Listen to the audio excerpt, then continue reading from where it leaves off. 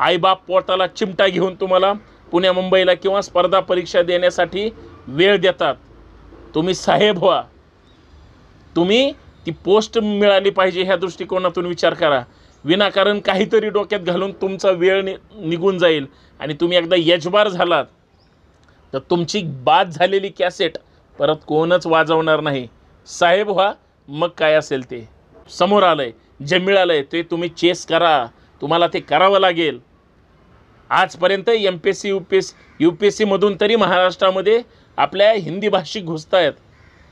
उद्या जर अजून काय निर्णय बदलला आणि इकडे MPSC मधून जरी ते द्यायला लागले आणि घुसले, हाय त्या नोकऱ्या सुद्धा तुम्हाला मिळणार नाही। MPSC मध्ये किंवा UPSC मध्ये आपल्या तरुणांचा टक्का वाढावा आणि स्पर्धा परीक्षामध्ये आपल्या ग्रामीण भागातले असतील शेतकऱ्यांची, कष्टकऱ्यांची, कामगारांची पोरं, शहरामध्ये बरेच स्पर्धा परीक्षेच्या माध्यमातून त्या ठिकाणी अभ्यास करणारी मुलं जी गावाकडून महाराष्ट्राच्या कानाकोपऱ्यातून संघर्ष करण्यासाठी येतात, नुसती महाराष्ट्रातच पुण्यामध्ये असेल किंवा मुंबईमध्ये असतील, नुसता इथंच अभ्यास करत नाहीत तर दिल्लीपर्यंत जाऊन धडक देतात। प्रामाणिकपणे MPSCची मुलं त्या ठिकाणी किंवा UPSCची असतील, एक तर सरकार एका बाजूला सरकारी नोकऱ्या भरतीच काढत नाही, वेगवेगळ्या खात्यांच्या भरत्या थांबलेल्या आहेत आणि तरुण पोरांना किंवा पोरींना जर आता महत्त्वाची संधी जर कुठं असेल तर ती MPSCच्या माध्यमातून आहे किंवा UPSCच्या माध्यमातून आहे। आता कुठंतरी चांगल्या पद्धतीनं प्रबोधन होतंय, प्रत्येक पोस्टचं तरुण पोरांमध्ये अट्रॅक्शन आहे। मग साधं पोलीस भरतीपासून असू द्या किंवा MPSCच्या किंवा UPSCच्या, मग ते कलेक्टर असेल किंवा इकडं एखादा SP असेल,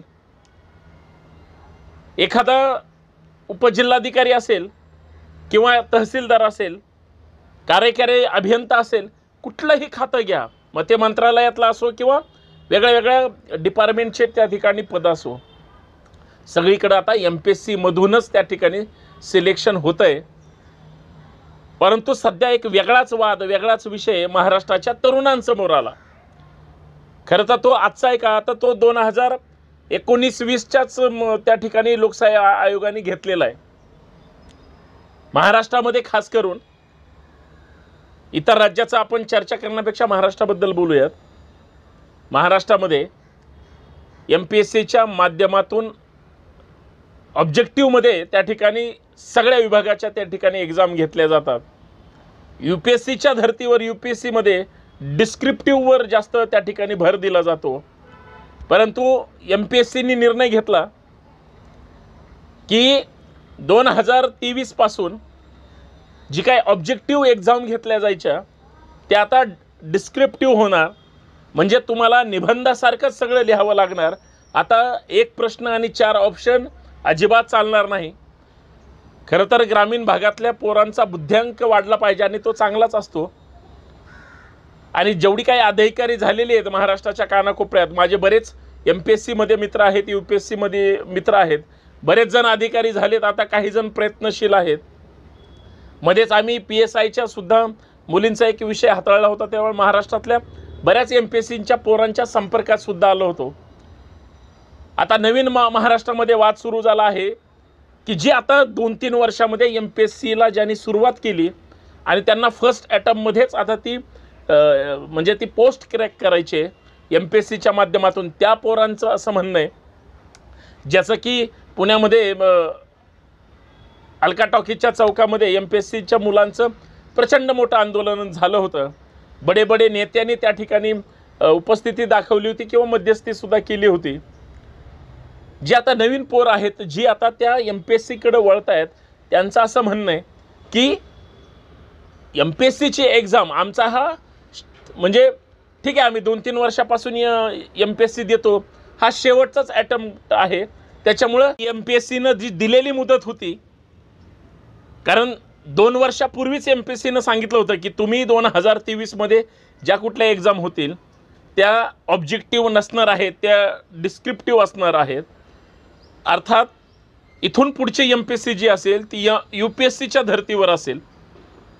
पोरांना अजून डीपली अभ्यास करावा लागेल। बऱ्याच जणांचं असं म्हणणं आहे की पोरं घोकमपट्टी करतात किंवा त्या पद्धतीनं त्या ठिकाणी फार अशी डीपली चर्चा करत आहेत, ओव्हरऑलवर म्हणजे अभ्यास करतात आणि ते त्या ठिकाणी. परंतु लक्षात घ्या, MPSCमध्ये सहजासहजी कुणाला प्रिलिम असेल किंवा फायनल एक्झाम असेल ओव्हरऑलपर्यंत काहीजण तिथून सुद्धा बाद होतात. हे सगळं तुमच्या क्वालिटीचं आहे. मग ती UPSCमध्ये असू द्या किंवा MPSCमध्ये असू द्या. UPSCमध्ये तर अजून संघर्ष आहे. पण जर UPSCचा एखादा अधिकारी मग तो कलेक्टर म्हणून बसत असेल, एखादा पोलीस आयुक्त म्हणून बसत असेल, त्यावेळेस त्याच्याकडं प्रचंड असं नॉलेज असतं आणि तो घेऊन उतरून तो त्या ठिकाणी त्यांची ती एक्झाम क्रॅक केलेली असते. कदाचित MPSCचं असं म्हणणं असावं, सरकारचं आहे की नाही मला माहीत नाही, की त्या मुलांनासुद्धा MPSC देणारे आहेत ते उद्याचे भावी अधिकारी आहेत, महाराष्ट्र त्यांच्या ताब्यात देणार आहे. आणि काही मुलं तर MPSCला सुरुवात करतात आणि लगेच एक्झाम पास होतात. म्हणजे 21-22 वर्षातच पोरगं साहेब होतं, कुठं कलेक्टर होतं, कुठं तहसीलदार होतं, कुठं उपजिल्हाधिकारी, जे ज्या काही पोस्ट असतील, मग इकडं इंजिनियर्स असतील वगैरे वगैरे त्या खात्यातल्या. मग तिथं ॲग्रिकल्चरकडून MPSCकडं आलेला टक्का असतो, इंजिनिअरिंगकडून आलेला टक्का असतो, बाकी इतर वेगळ्या माध्यमातून पोरं आलेले असतात. काही मुलांकडं आपली जी गावगाड्यातली शेतकऱ्यांची कष्टकऱ्यांची पोरं आहेत, सर्वसामान्य कुटुंबातली मुलं आहेत, मुली आहेत.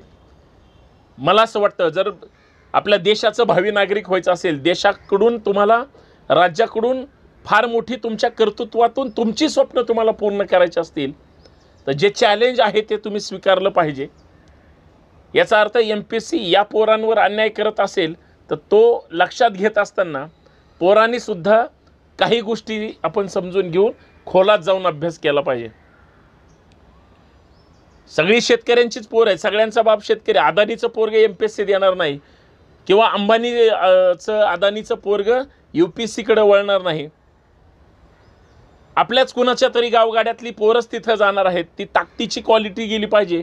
तिथं सुद्धा प्रत्येक जातीमध्ये कॉम्पिटिशन आहे, प्रत्येक प्रवर्गात कॉम्पिटिशन आहे आणि ती एवढ्या ताकदीचं आहे की तिथं क्वालिटीलाच महत्त्व आहे.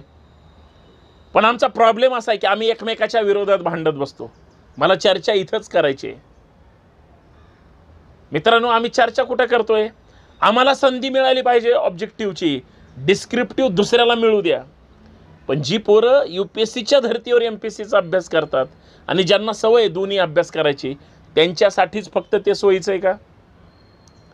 आज महाराष्ट्रामध्ये बरेच पोलीस अधिकारी असतील, इन्कम टॅक्स ऑफिसर असतील, GSTला असतील, कृषीला असतील, सगळ्या जेवढे काही डिपार्टमेंट आहेत शासनाचे, बऱ्यापैकी ते MPSCमधून त्या ठिकाणी पुढे गेलेले आहेत.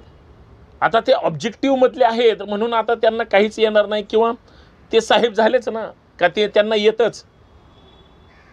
पण ज्यांनी चांगला त्या पद्धतीनं दोन्ही स्तरावरचा अभ्यास केला त्याच पोरांना, मग ते UPSC असेल किंवा MPSC, बरेच पोरं आता वय निघून गेलं तरी अजून MPSCच करतायत, त्यांना काही मिळत नाही. बरेच जणांनी तर MPSC करत करत आपले संसार थाटून टाकले, डोक्याला त्रासच ठेवला नाही. पण ते स्वप्न घेऊन जगतायत की मला एक ना एक दिवस या महाराष्ट्रामध्ये कुठल्या तरी जिल्ह्यामध्ये साहेब म्हणून त्या ठिकाणी खुर्चीवर बसायचं आहे, मला एक चांगलं काम करायचं आहे, माझ्यातली क्वालिटी समाजाच्या हितासाठी हे करायचं आहे. मित्रांनो, तुम्ही साहेब व्हा, तुम्ही सगळीकडे जा. आज ऑब्जेक्टिव्ह असेल, उद्या डिस्क्रिप्टिव्ह येईल. तुम्हाला जे समोर आलंय, जे मिळालंय ते तुम्ही चेस करा, तुम्हाला ते करावं लागेल. आजपर्यंत MPSC UPSC मधून तरी महाराष्ट्रामध्ये आपल्या हिंदी भाषिक घुसतायत.